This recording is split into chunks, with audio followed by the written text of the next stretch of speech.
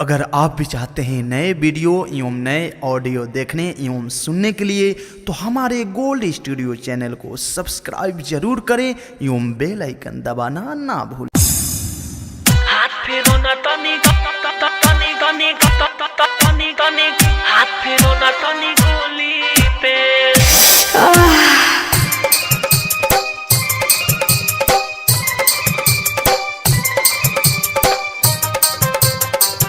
Music by दिल आलम राज DJ Nitish बाबू हाथ फेरो ना तनी गोली पे हाथ फेरो ना तनी गोली पे कहेलू दादा अब हई का होई मानिला बात तारा लइका होई कहेलू दादा अब हई का होई मानिला बात तारा लइका होई लेके तुम लजड़ी कुल्ही पे ए बुची एगो टोटरम काला ए बुची एगो टोटरम काला हाथ फेरो ना तनी गोली पे ए बुची एगो टोटरम काला हाथ फेरो ना तनी गोली पे कहेलू दादा अब हई का होई मानिला बात तारा लइका होई कहेलू दादा अब हई का होई मानिला बात तारा लइका होई लेके तुम लजड़ी कुल्ही पे ए बुची एगो टोटरम काला ए बुची एगो टोटरम काला हाथ फेरो ना तनी गोली पे ए बुची एगो टोटरम काला हाथ फेरो ना तनी गोली पे। आईडीएस रिकॉर्डिंग स्टूडियो सरिसवा बाजार तनी तनी डीजे नीतीश बाबू तनी गोली पे हाथ फेरो ना तनी गोली पे तनी लगे चली आव होने उड़नी हटाव तनी लगे चली आव होने उड़नी हटाव सब ठीक हो जाई बुचिया कहतानी जहाँ चल अपना हाथावा से धल जनी सोच में पड़ा बुचिया होई सामान में ना दर्द तनको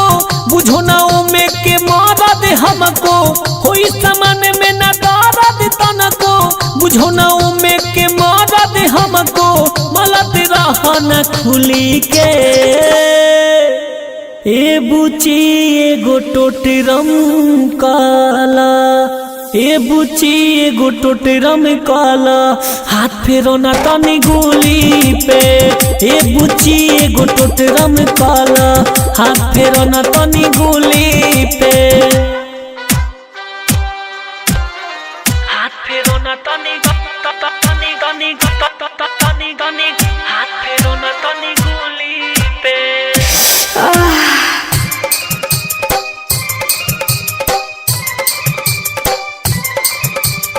आईडीएस रिकॉर्डिंग स्टूडियो सरिसवा बाजार डीजे नीतीश बाबू फेरो ना तनी गोली पे तनी तनी हाथ फेरो ना तनी गोली पे जहाँ कहिले सटाव अब चिंता हटाव जहाँ कहिले सटाव अब चिंता हटाव ठीक जगह पर बारू बुचिया देह धीरे धीरे ढील अब बूटी हई लील शुरू कर बंद बाटे कुटिया विकास में दर्दी हमारे नुचेला विशाल भट्ट उहाँ तनी सलेला यूसुफ आलम हमारे नुचेला ओम विशाल उहाँ तनी सलेला बाबा से भेंट कर झूली के ए बुची एगो टोटरम काला ए बुची एगो टोटरम काला हाथ फेरो ना तनी गोली पे ए बुची एगो टोटरम काला हाथ फेरो ना तनी गोली पे कहेलू दादा अब हई का होई मानिला बात तारा लइका होई कहेलू दादा अब हई का होई मानिला बात तारा लइका होई लेके तुम लजड़ी कुल्ही पे